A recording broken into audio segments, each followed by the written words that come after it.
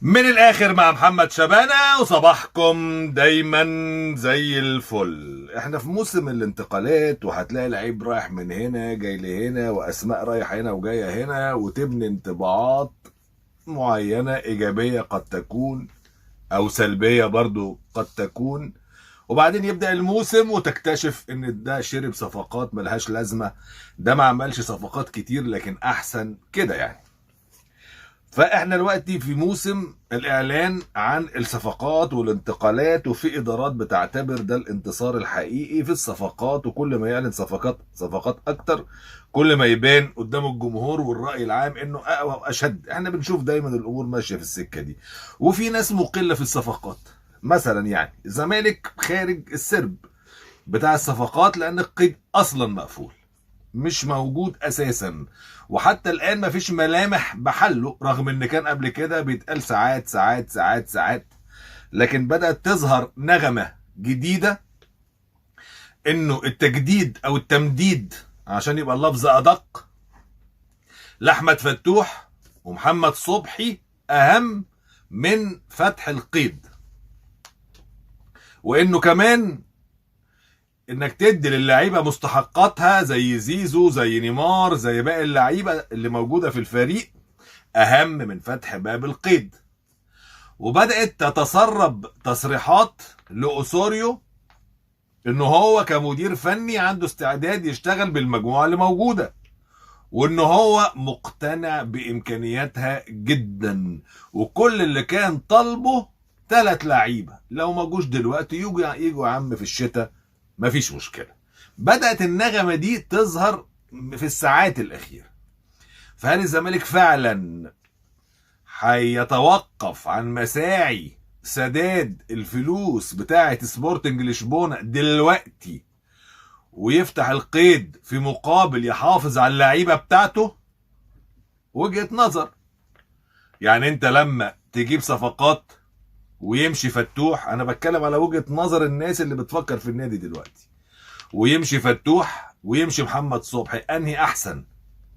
اجيب فلان اللي بيلعب برجليه الشمال في الديفنس او مهاجم او حارس المرمى اللي عايزهم اوسوريو، ولا اجدد لفتوح ومدد لفتوح ومدد عقد محمد صبحي وادي لزيزو فلوسه؟ لان زيزو لاوي بوزو، يعني زيزو كل يوم راوش النادي بعرض عرض عرض عرض عرض, كل يوم عروض من هنا ومن هنا ومن هنا، والنادي يجيب والده يقعد معاه فيشتكي انه ما بياخدش فلوسه. طب انتوا عايزين ايه؟ لا بتديله فلوسه ولا موافقين انه يمشي، فيضطر النادي يعمل ايه؟ يسدد فلوسه. وطبعا سداد المستحقات ده الف ب، يعني مش زيزو يعني ما بيطلبش غير حقه في الاخر يعني حقيقة يعني. انما شكل الموضوع ماشي في الزمالك في السكة دي، الحفاظ على الموجود، ما نفرطش في الفلوس في القيد، وعلى يناير الجاي يكون ربنا كرمنا وسددنا وعملنا ونبقى نجيب ال3 صفقات دول في يناير. حتى الان في كده، يعني حتى الان في كده، ونحافظ على الموجود. يعني ده نيمار بيقول لك ماشي، فانا بقول لهم يا جماعه هو مش ماشي، هو لسه ماشي. ده انا عارف انه راح الهلال، قالوا لا ده نيمار بتاع الزمالك مش نيمار التاني، ده نيمار الزمالك اللي عايز يمشي وجاي له عروض والنادي رافض، وان زيزو عايز يمشي وجاي له عروض والنادي رافض. كل الكلام ده عمال يتقال عن الزمالك في موسم الانتقالات. الناحيه التانيه بقى الاهلي، الاعجاز الكبير والرهيب والضخم في الصفقات الضخمه والقويه والعنيفه والشطاره والمهاره، نجوم امام عاشور ورضا سليم، وجاي مهاجم اجنبي جامد جدا. لكن هكذا يهيأ للرأي العام من الإعلام إن الأهلي عامل صفقات جبارة والأسماء جبارة، محدش ينكر يعني. بس مين مشي؟ ما أنت لما تيجي تفكر في برضه موسم الانتقالات الأهلاوي تلاقي الوقت مكيت، اللي مشي قد اللي جه. يعني حمدي فتحي لعيب بثقل حمدي فتحي ومكانة حمدي فتحي وقيمة حمدي فتحي مع النادي الأهلي مشي.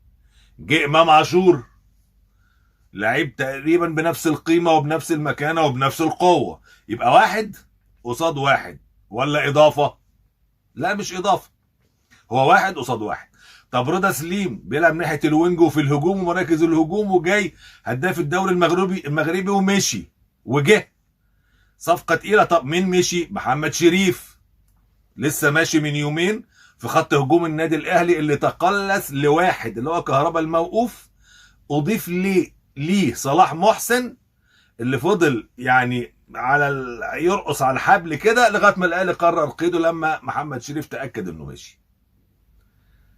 يبقى اتنين، حمدي فتحي مشي ومحمد شريف مشي، جه امام عاشور وجه رضا سليم، يبقى الاهلي جاب صفقه جديده لسه حتى الان كاضافه. يعني لازم انت كلمه صفقه جديده يعني اضافه على الموجود، لا ده انت مشيت وجبت، مشيت وجبت، جبت بقى واحد احسن سيكا اقل سيكا ماشي، لكن في الاخر اللي جم لهم قيمه واللي مشيوا برضه لهم قيمه.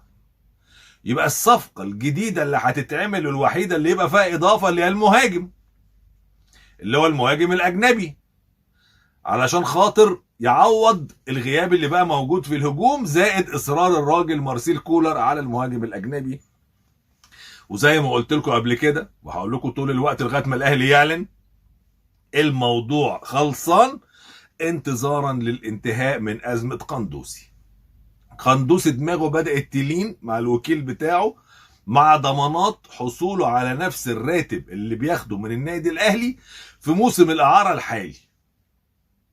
وسيراميكا او زد هيروح موسم 450 الف دولار في الموسم، والاهلي قال له هتروح واحنا هنتفاوض على مرتبك، واي فلوس اذا ما عرفناش هندفع لك الفرق. يعني افرض مثلا سيراميكا قال لك انا اخر 350، خلاص وزد اقل من كده الاهلي هيديله ال 100,000 دولار. افرض قال لك انا اخري 400,000 دولار وزد اقل من كده الاهلي هيديله ال 50,000 دولار.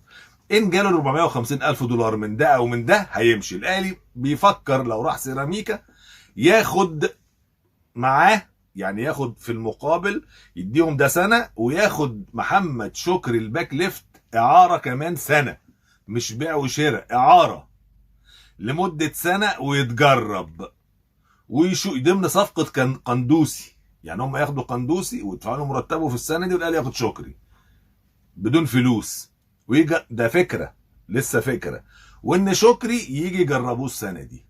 مشيت اموره الاهلي ياخدوا بيع وشراء، وفي 7 مليون جنيه متفق مع سيراميكا عليهم على استرداده. ما مشيتش اموره خلاص يبقى عرى سنه وعدينا وخلصنا. فهتلاقي ان الناديين الكبار الاهلي والزمالك، الزمالك ما فيش صفقات اصلا، الاهلي اقل عدد من الصفقات صفقتين فقط حتى الان. اقل ناس عملت اشترت لعيبه في موسم الانتقالات، الزمالك زيرو، الاهلي اتنين لعيبه بس. لكن في الاخر انا بقول لكم النجاح مش بالعدد، يعني عشان تعرفوا الزمالك كان جايب 11 ولا 10 الموسم اللي فات، وفي الاخر ما نجحوش في الموسم اللي قبليه كان القيد مقفول في الزمالك واخدوا الدوري. فما لهاش معيار، المعيار في الاهلي السنه اللي فاتت في الصيف جاب 3 لعيبه، ال3 مشيوا، سافيو وشادي وميسي، مصطفى سعد ميسي، فهي ال3 ما لعبوش وال3 مشيوا مظبوط، فهي ما لهاش علاقه بالعدد ولا لها علاقه بالكلام ده. طيب الاهلي بيعمل اختبار شديد جدا لاتحاد الكوره، والاهلي نابه ازرق زي ما احنا عارفين، يعني بيحط دايما اللي قصاده في الكورنر ويقعد يحصره يحصره يحصره يحصره. احنا قلنا بقى نسينا الهيصه بتاعت كاس السوبر، وقال لك خلاص، وتلميح ان الزمالك مش هيشارك، وتلميح ان ممكن يعملوا البطولتين اللي هي الماتش لوحده والاربع فرق اللي هو كاس النخبه او دوري أو سوبر الابطال او الكلام ده اللي هيتعمل في الامارات، او سوبر الابطال يعني الاربع انديه لو بطل دوري وبطل كاس وبطل كاس الرابطه والتاني الدوري. ثم نام الموضوع، الاهلي هيج الموضوع جدا الفتره اللي فاتت لفتره ما، وبعدين نام الموضوع. وكنا احنا اول ناس قلنا ان الاهلي هيعمل كده، قلنا هنا الكلام ده. رجع تاني الاهلي امبارح بعت لاتحاد الكره وفاجئه بخطاب قال له لو سمحت نزل ايدك تحت وقول لي خير. طبعا الحاج جمال علام يصحى من النوم الصبح على تليفون من وليد العطار يقول له الحق عملها الاهلي. يقول له ايه خير؟ جاب جون؟ يقول له لا بعت لنا جواب. خير يا عم ايه تاني؟ يقول له الاهلي بعت لنا قال ايه؟ بيستفسر عن موعد ومكان بطولة كاس السوبر المحلي، وهل هتتلعب المباراة واحدة بين بطل الدوري والكاس ولا في تغيير في شكلها، وايه حقوقها التسويقية، وايه اللائحة بتاعتها، وايه الجوائز المالية، وايه التعديلات اللي طرأت على نظام البطولة. عايزين بقى كل المعلومات دي، ده الاهلي بيقول في جوابه يعني، علشان خاطر دي هتبقى بالنسبة لنا معطيات مهمة جدا للجهاز الفني بتاع النادي الاهلي عشان يجهز للترتيبات الادارية والفنية وفق مشاركات الفريق المقررة في الموسم الجديد محليا وقاريا. طبعا جاء ذلك لتوفير كافة المعطيات اللازمة للجهاز الفني. الأهلي في بيانه قال كده يعني. طبعا هو مش بس الجهاز الفني، لا اما كنت انت تستفسر على الموعد بس، يعني لو الجهاز الفني عايز يعرف هيعمل ايه كنت تقول له يا عم كاس السوبر دي هتبقى امتى؟ يقول لك في نهايه 10، في نهايه 11، في نهايه 12، في نهايه 9، اخر اسبوع وخلاص. لكن انت نظام البطوله وتوزيع الجوائز والتسويق والحقوق التسويقيه والبث التلفزيوني ولائحه البطوله، كل التفاصيل دي مش بس عشان كولر هيفرق معاه ايه الجوائز؟ ماله كولر؟ هيفرق معاه ايه اللائحه يعني. انما الاهلي كل ده عايز يطمن على حاجتين. اول حاجه ان يقول لاتحاد الكوره انا مش ناسي ان الزمالك لغايه دلوقتي مش من حقه يشارك، فتكير خد بالك. ده اللي عايز يقوله الاهلي، ده اللي عايز يقوله ايه الاهلي، انا مش ناسي. بيوصل لهم اخبار بقى من حته ان في محاولات، حد بقى بينقل اخبار انا ما اعرفش، بس الاهلي لما يضرب جواب زي ده تعرف ان دماغه ما تبصش على الكلام اللي مكتوب، بص على ورا الكلام اللي مكتوب او بين السطور. هكذا تقرأ بيانات الاهلي. الحاجة التانية اللي عايز يعرفها الاهلي، انا هكسب كام ومين اللي هيرعى والفلوس ايه ومجدية ولا لا. ليه؟ عشان لو لقى في الموضوع شيء يقول لك انا بعتذر. طب بتعتذر ليه يا اهلي؟ مش هيقول لك بقى عشان اشراكوا الزمالك او لا، يقول لك اصل الفلوس مش يعني مش قد كده، اصل ما عنديش وقت في الاجنده. والمبرر هيبقى منطقي. مين هيقدر يقول للاهلي لا والله ده انت اجندتك مرتاحه وبتضحك علينا؟ هيقول لك انا عندي افريقيا وعندي دوري السوبر الافريقي وعندي دوري ابطال افريقيا وعندي كاس العالم للانديه وعندي الدوري المصري وما اعرفش ايه وهعمل ايه واللعيبه والحمل البدني والكلام الكبير العظيم الاكاديمي ده يطلع، وتلاقي الاهلي خلع من هذا الاتفاق. اتحاد الكره هيعمل ايه؟ طبعا الحاج جمال علام قال لهم ايه؟ الحقني يا وزير، اللي هم اعوانه. فالناس قعدت، المجلس والناس في الاتحاد بيفكروا يرد على الاهلي ازاي. الحاج عامر حسين عنده دايما الحل السحري. قول لهم يا عم احنا جالنا مواعيد افريقيا اصلا بتاعت كاس السوبر بتاعكم، مش لما يجي لنا ميعاد كاس السوبر الافريقي اللي انتم مشاركين فيه قدام اتحاد العاصمه، لما الكاف يبعت يقول لنا الماتش امتى، يبقى قول لي السوبر بتاعك امتى.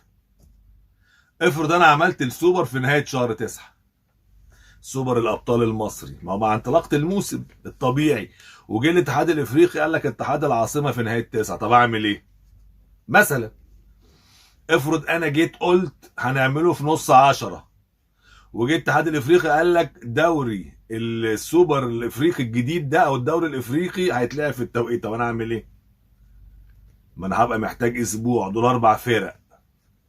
برضه لعيب الحاج عامر اما باصي تاني ايه؟ الكوره في حضن النادي الاهلي، يقول لهم انا منتظر، ده اللي هيتبعت يعني، انا منتظر الاتحاد الافريقي يقول لي ميعاد السوبر الافريقي امتى، اللي هو ماتش الاهلي مع اتحاد العاصمه، وتعالوا بعد كده نقعد نتكلم، نكون احنا بقى قعدنا شفنا هنعمل ايه في القصه بتاعت دوري الابطال او سوبر الابطال. هكذا يفكر الاهلي وهكذا يفكر اتحاد الكوره، وهكذا يفكر المعنيين، والزمالك نائم يبحث عن مستحقات اللعيبة الموجودة، وتجود بالموجود وهو تمشي، وربنا يكرمنا زي ما كرمنا قبل كده ومشيت بدون قيد. طب ما تيجوا نجرب تاني.